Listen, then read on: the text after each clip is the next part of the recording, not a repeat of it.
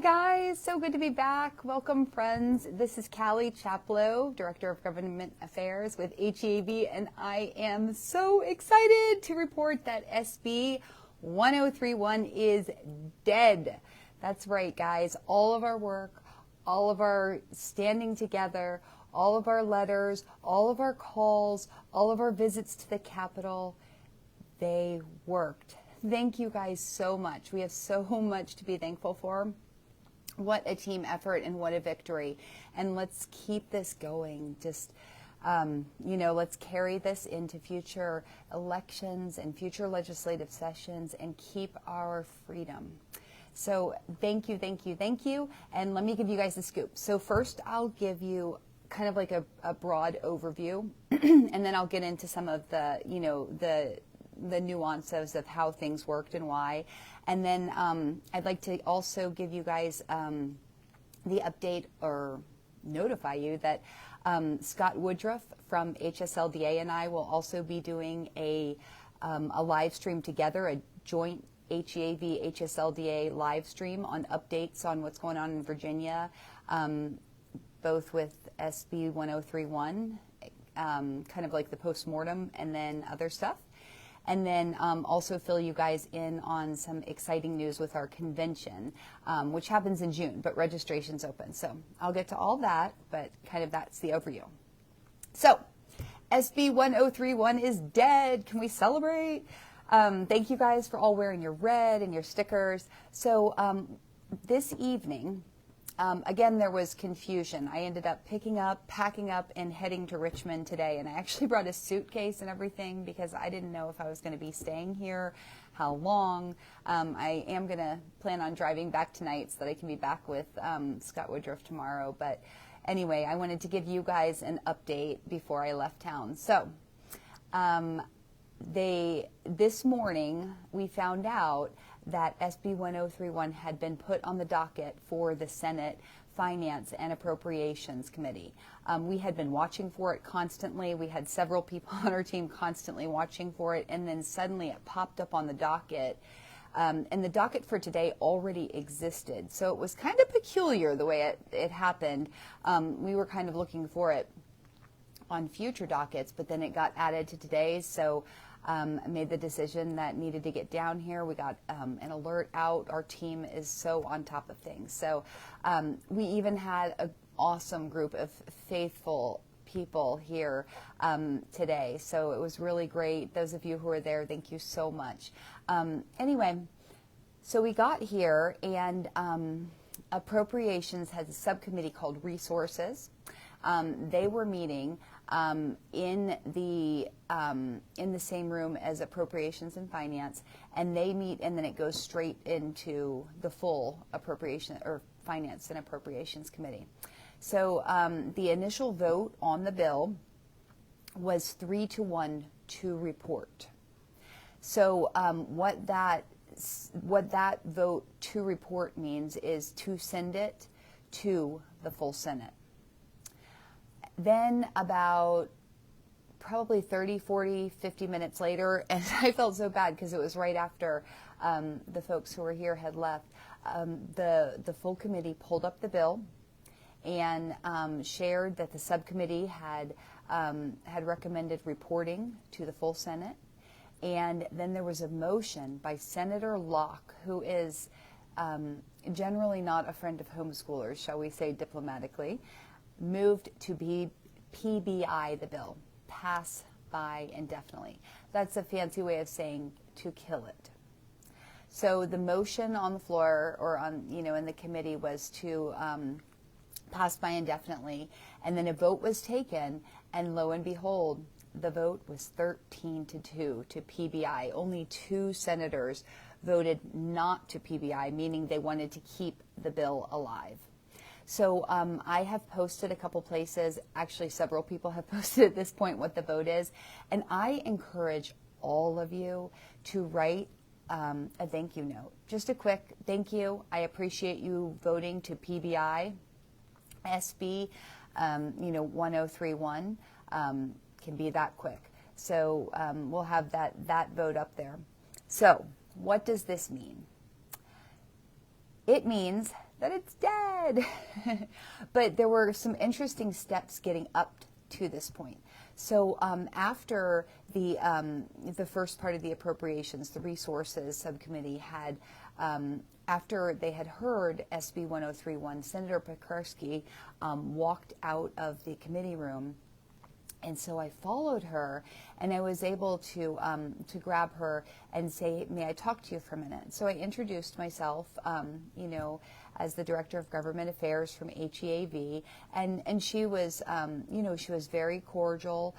She was willing to stand there and talk with me for a few minutes, and so one of the things I asked her was in addition to it being peculiar that this bill showed up so close to when it was going to be heard, was that there was no fiscal impact statement that was released. So a fiscal impact statement is the prediction of how much a given study or act or law will cost the taxpayers. And since this study group of citizens who were not state employees, there would be costs associated with it, like mileage reimbursements in meals, lunches, dinners, things like that. Technology costs, I'm sure. I'm not sure what details were in there. But the predicted cost of implementing this study that SB 1031 had turned into was around $35,000 to $50,000. So, and then there was part of it that I thought I had misheard, but I wasn't sure. So I pulled Senator Pekarsky aside and I said, "May I speak to you a minute?" And so I didn't speak to her about the cost, but I did speak to her about the fiscal impact statement. And I was curious as to why it wasn't out yet, what was going on with that, and she didn't have any real answers about that. She said she would be willing to talk to us in the future about her intention to continue working on this issue. So, foreshadowing and spoiler alert, although this war that we have been waging is over, there will be future years and there will be future sessions. Hopefully, it doesn't get just this intense again, but you never know. The price of freedom is eternal vigilance. So, but for now, we have such a victory. So she did foreshadow that, and I hope that Senator Pekarsky does stand by her word on that. There were several times that HEAV's lobbyists and I both tried between us to talk with her office leading up to this, and it was without luck. One thing that was really startling, though, is I asked her in the study why she would choose this organization. So two of the stakeholders in this study were us, HEAV, Home Educators Association of Virginia, and then this other organization that's based out of Massachusetts that most people haven't heard of. And so I asked her, why would you choose this other organization, or why wouldn't you choose HSLDA? And she said, "Who?" And I said, "Well, HSLDA, Homeschool Legal Defense Association." And she had no idea who they were. She said, "Well, I'd never heard of them." And our president, Ann Miller, who I'm sure most of you guys know, she and I were both standing there, and Ann said, "Oh, well, she's been there for, or HSLDA's been around for 40 years, as long as we have." And so anyway, excuse me just a second here, guys. Let's see ya. Anyway, she said, we were saying HSLDA's been around, and Senator Pekarsky had no idea who they were. So that may be indicative to, how much they've really dug into what homeschool life and homeschool culture and what we're all about and freedom. So anyway, that was a little unfortunate. Hopefully we can educate her on that. She did say, like I said, that she is open to continuing the dialogue and learning more. So we will definitely be, working to try to do that with her. So anyway, we kind of wrapped up our conversation, and she headed on her way. And then I visited with some of you, and at that point, it was looking like the bill was going to go to the Senate. So, we kind of debriefed on that and what that would look like and when it would be on the calendar. But then when the full committee voted to PBI it, it came as a big surprise. And there was some confusion at first because the lobbyist for the other organization had come over and said that there was a motion to reconsider. So there's just some procedural differences there that were inaccurate. So I went back and I watched the video of what happened, and in fact it was a motion or it was a report from the subcommittee. It was not a motion to reconsider. And the most important thing about that distinction, it's, we're still in the same place, dead bill, thumbs up. But the most important distinction there, just to be aware of, is if it were, in fact, a motion to reconsider and then PBI'd, it would mean it is dead, not mostly dead. So PBI is dead either way. However, it was a report from the subcommittee and then motion to PBI. So technically, there is a very teeny, minuscule outside chance that there could be a motion to reconsider. And then more action could be taken, whether that be to report or to do any number of things. The likelihood of that is very, very slim. It is something that we will be keeping an eye on and monitoring. It's very minuscule, especially as we approach crossover, which is when each house needs to be done its business. So like any Senate bill that's not acted upon by Monday will be dead, and same in the House. So so there's only so much time. So we'll keep an eye on things, but we're good and ready to move on to other things. There have been so many unusual nuances through this whole process. There have also been so many things illuminated to us. The Lord has just been so good. Our team has stayed so strong, working together, supporting each other, and you guys, oh my goodness, all the leads, all the comments, the way you guys have encouraged each other and, shared things like remaining positive as you interact even with our opposition. That goes a long way because it makes people want to reach out. You guys just sharing what you've learned, sharing your experiences.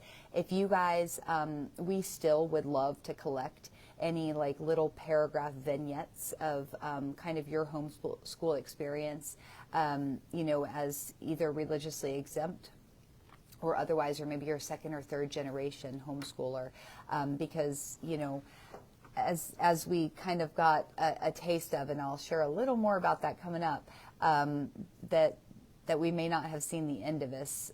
It sounds like Pekarsky has more work she intends to do, and she does have 2 more years in office after this. So let's see.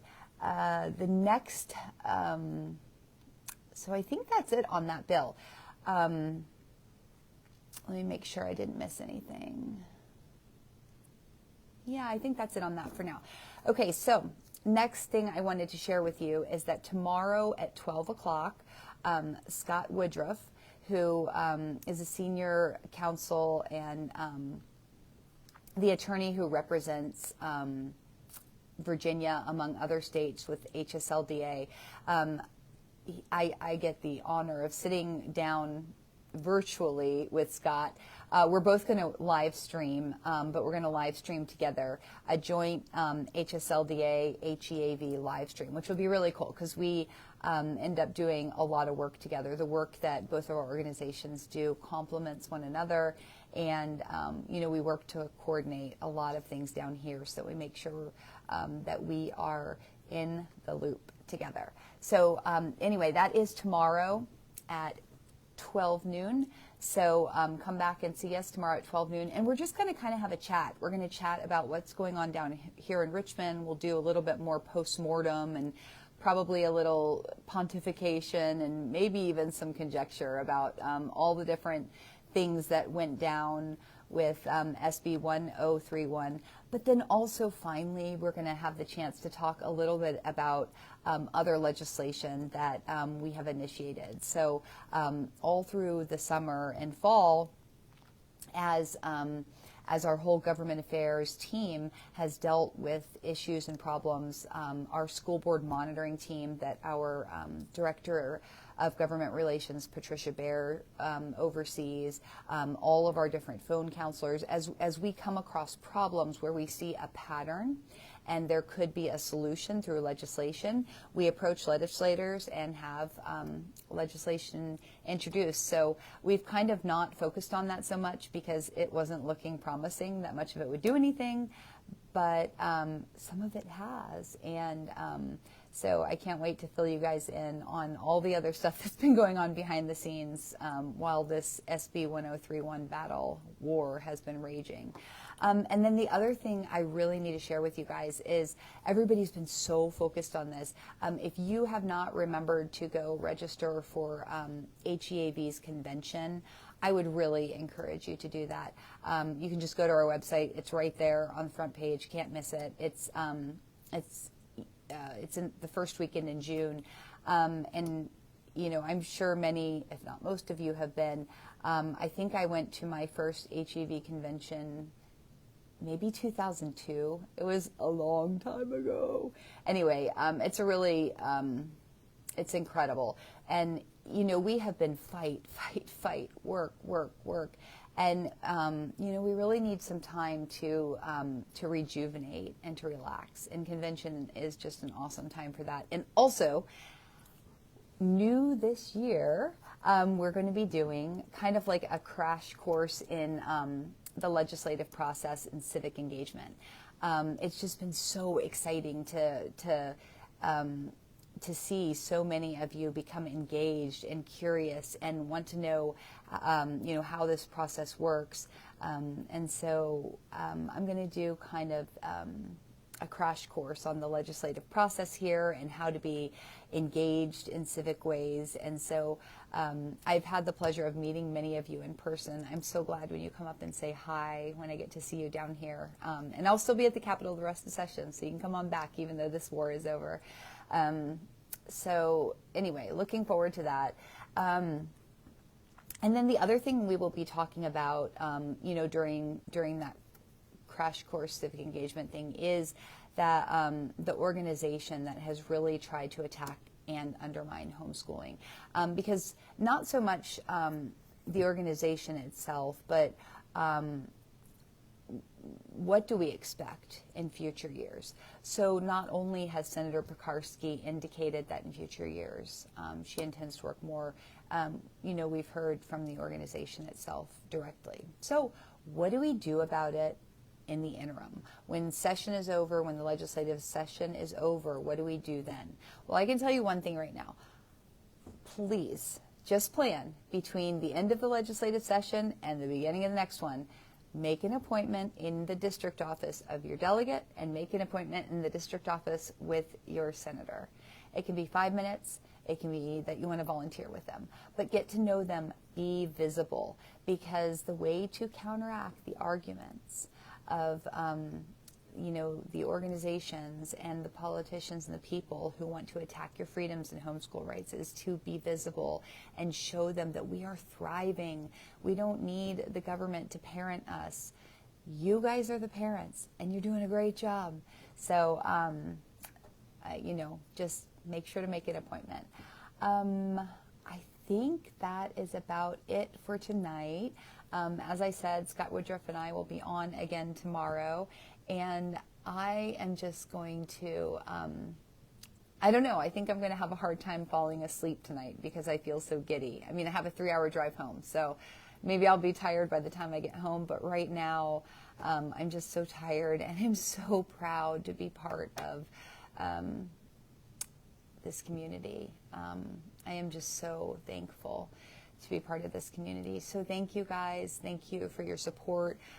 If you haven't already, you know, please go to HEAV.org and click the donate button or click the membership. It's small, just become a member because we have to keep the lights on. We have to keep our operations running. But, you know, thank you guys. Thank you, thank you, thank you.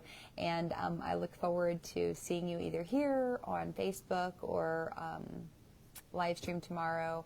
We also have some other fun interviews and interactions coming up. So anyway, you guys all have a really good night. I'll see you later. Bye.